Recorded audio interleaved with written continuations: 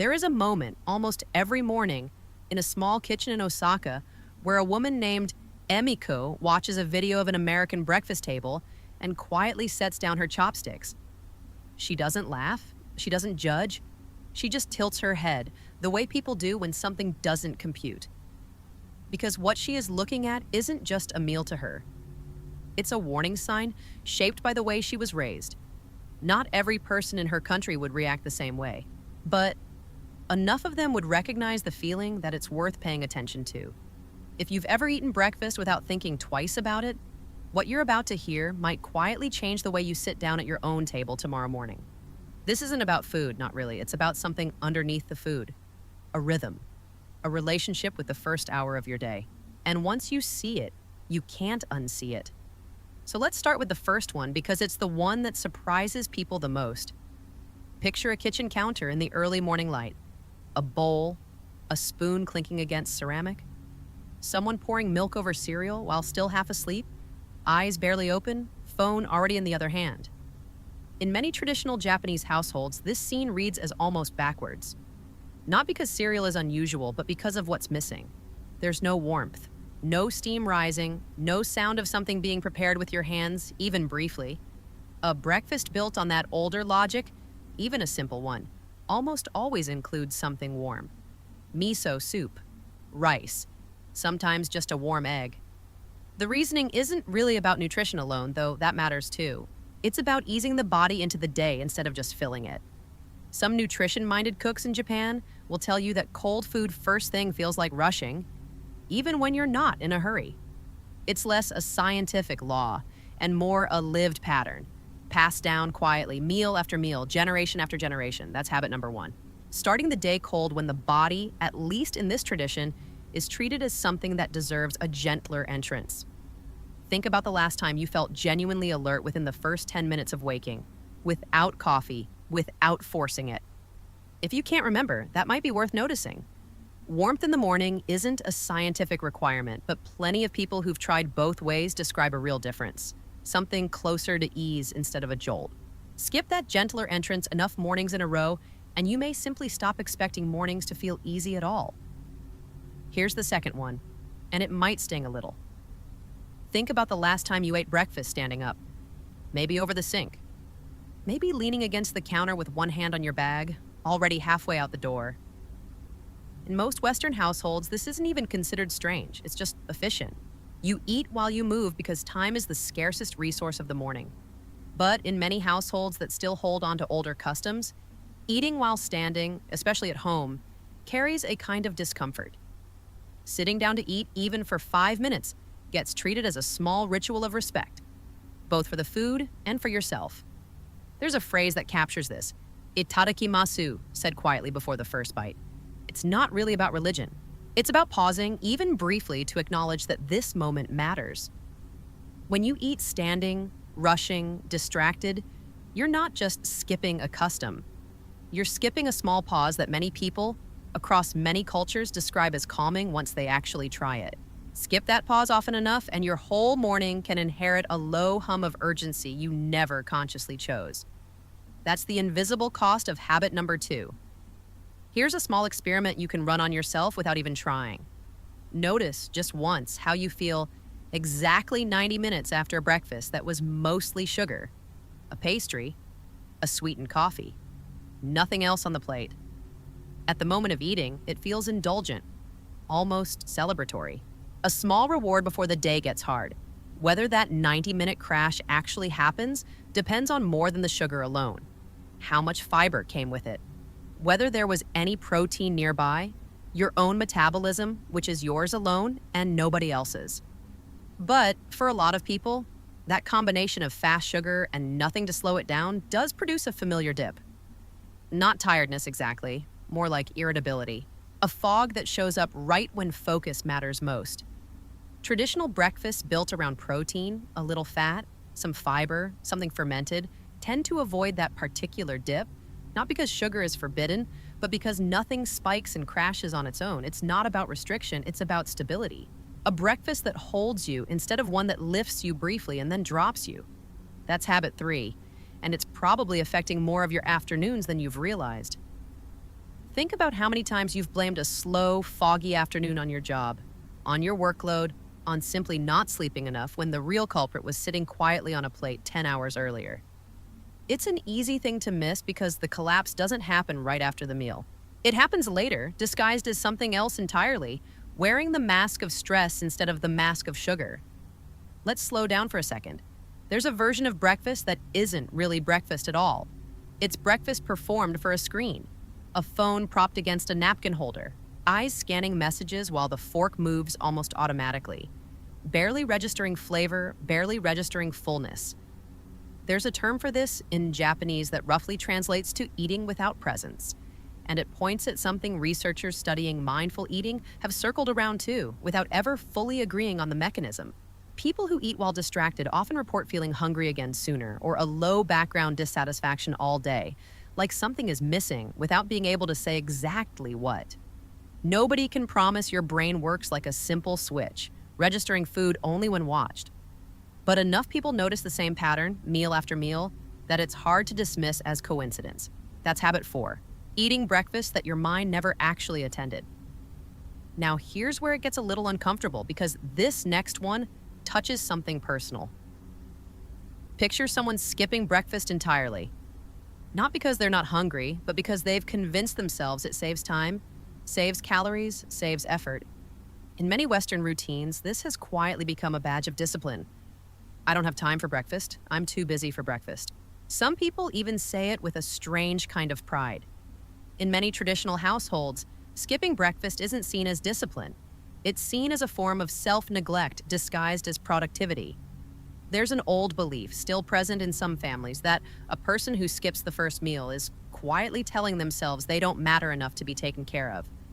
That idea alone is worth sitting with, even though the science here is genuinely divided. Some people function perfectly well without an early meal, and structured fasting works for plenty of them. What the belief is really pointing at isn't the biology of skipping, it's the reason behind it. Skipping because you've built a life so rushed, there's no room for yourself is different from skipping because you've deliberately chosen it. For the people caught in the first version, the truth is that most of them aren't actually saving time. They're just moving the cost somewhere else. Into a 9:30 crash. Into snapping at a coworker for no real reason. Into a strange fatigue that shows up around 2 in the afternoon and gets blamed on everything except its actual cause. That's habit 5, and it might be the one quietly running underneath everything else on this list. Let's widen the lens for a moment. There's an invisible force moving through almost every habit we've talked about so far. It isn't hunger. It isn't laziness. It's something closer to autopilot. A version of you that shows up in the morning and simply repeats whatever was done yesterday without ever asking if it still serves you. This is the quiet antagonist of every rushed morning. Not a person. Not even a choice, really. Just a pattern running in the background, unexamined. Because examining it feels like too much effort before coffee. And that's exactly why it survives. Because nobody questions the 10 seconds it takes to sit down. Nobody questions the difference between eating and consuming. These moments feel too small to matter, so they're never reevaluated. And small, unexamined moments, repeated for years, quietly shape the architecture of an entire life. Keep that thought close, because it's going to come back later, wearing a different face. Notice how none of these habits announce themselves as problems. Nobody wakes up and decides, today I will neglect myself. It happens quieter than that. A decision made once, under real-time pressure years ago, that simply never got revisited. Standing while eating started as an emergency measure one busy Tuesday. And somewhere along the way, the emergency ended, but the habit stayed, because nothing ever forced it to leave. That's how autopilot works. It doesn't need permission to continue. It only needs silence. 2 plates, set them side by side in your mind for a second. One is enormous, especially on a weekend. Eggs, toast, bacon, hash browns, juice. Sometimes pancakes stacked on top of all of it. It looks generous. It looks like abundance. The other is modest. Several small dishes, each containing a little. Rice, a little fish, a little pickled vegetable, soup, maybe a small egg. Here's the part that surprises people, and it's worth being precise about. The 2 plates don't always match in calories, and often the large plate has more. What actually differs, regardless of the total, is variety versus volume. One approach prioritizes covering many small nutritional bases. The other often prioritizes satisfying one craving fully. The result is a completely different relationship with fullness. One version leaves you comfortably alert. The other leaves you comfortably heavy, sometimes sluggish, sometimes needing a nap you didn't plan for. Neither is morally better, but only one of them is usually chosen unconsciously. That's habit 6. Confusing a satisfying plate with a supportive one. Picture the two plates side by side for a moment. One overflowing, steam rising off the bacon, syrup pooling at the edge. The other, modest, almost quiet, each small dish sitting in its own space, like it was placed there on purpose. One plate says, "Enjoy this while you can." The other says, "This will carry you." Neither plate is wrong, but only one of them was actually chosen with the rest of the day in mind.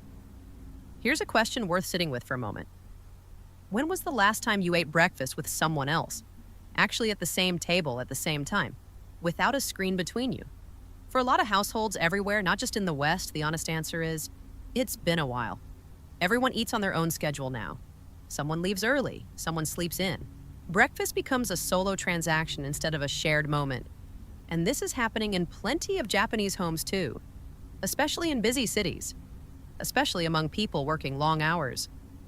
But where the older habit still survives, even a simple breakfast gets treated as a small anchor point for the household. A brief exchange. Just sitting at the same table for 4 minutes before everyone scatters. This isn't really about food either, it's about connection. A tiny daily ritual that says, we are still a unit, even today, even briefly. Where that ritual has disappeared, something subtle tends to go with it.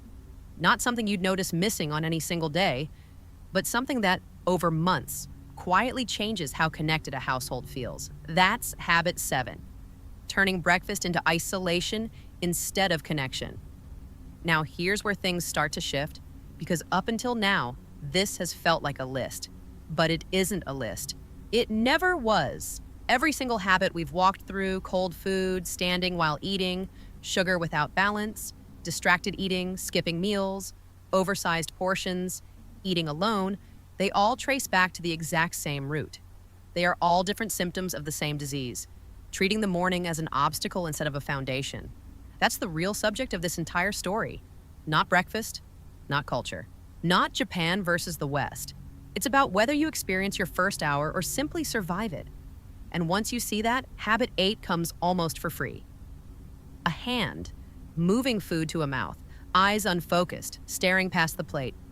Not because the person is tired, but because their mind is already 3 hours ahead, rehearsing an email that hasn't been sent, an argument that hasn't happened yet. This is the habit of eating your anxiety instead of your breakfast. The meal becomes incidental. Some traditions try to interrupt exactly this, not through discipline, but through small rituals. A pause before eating. A quiet acknowledgement of where the food came from. Nobody can promise these gestures work like a switch, but they function, for the people who keep them, as a small anchor, gently pulling attention back into the only moment that actually exists. When you eat while mentally living in 3 o'clock, your body absorbs the meal, but your mind never does. And a mind that never eats breakfast, no matter how much food enters the body, starts the day already running on empty. That's habit 8, and it might be the most invisible one of all. Now we arrive at the final habit, and this is the one that quietly ties everything together. It isn't really a habit about food at all. It's the belief, held by so many people without ever saying it out loud, that mornings are simply something to get through, something to survive until the real day begins. Under that belief, every other habit makes perfect sense. Of course you'd eat cold food fast, of course you'd skip sitting down, of course you'd scroll while chewing. If the morning doesn't matter, why would any of those choices matter either? But here's the quiet reversal. The moment you stop treating your morning as an obstacle and start treating it as a foundation, everything above shifts without effort. You don't need 9 new rules, you need 1 new belief. That the first 20 minutes of your day are not a delay before your life starts. They are the opening scene of it. Go back for a second to Emiko, sitting in her small kitchen in Osaka, watching that video, tilting her head. She wasn't judging anyone, and she wouldn't claim to speak for an entire country. Plenty of people around her live nothing like the tradition she grew up with. But she recognized something in that video, something that had nothing to do with the food itself. a difference in intention. The idea, passed down to her without ever being stated outright, that the first meal can be a quiet promise to yourself. I will take care of you today, starting now. That promise doesn't require elaborate meals or perfect discipline. It requires 10 seconds of sitting down. One warm thing instead of one cold thing, one moment of attention instead of one scroll. Small, almost invisible adjustments that, repeated daily, quietly rebuild the architecture of how a person begins their entire day. Because the truth underneath every single habit on this list is the same truth, you are always training yourself every single morning, whether you intend to or not. The only question is what you're training yourself to expect from the rest of your day. So maybe tomorrow, before you reach for your phone, before you rush out the door, before the day fully wakes you up and demands your attention, you pause for 10 seconds, you sit down, you notice the food in front of you, even if it's simple, even if it's just rice and something warm. Because somewhere between the rush and the silence, there's a version of your morning that isn't something to survive. Think back now to that first image, the one you probably didn't think much of at the time. A bowl, a spoon clinking against ceramic, someone half asleep, already reaching for their phone. It seemed so small then, almost too ordinary to matter. But you know now what was actually happening in that moment. Not just a meal being eaten carelessly, but a whole day quietly being told what to expect from itself. That's the part that stays with you after a story like this ends. Not the 9 habits themselves, you'll probably forget half of them by tomorrow afternoon. What stays is the quiet suspicion that your mornings have been speaking to you this whole time, in a language made of small, repeated choices, and you simply hadn't learned to listen yet. You don't need to change everything tomorrow. You just need to notice one moment, the 10 seconds before the first bite. Sit down, even briefly. Let something be warm. Let your eyes actually see the food instead of a screen. That's not discipline. That's just attention, offered to yourself for once. Instead of everyone and everything else, it's something to begin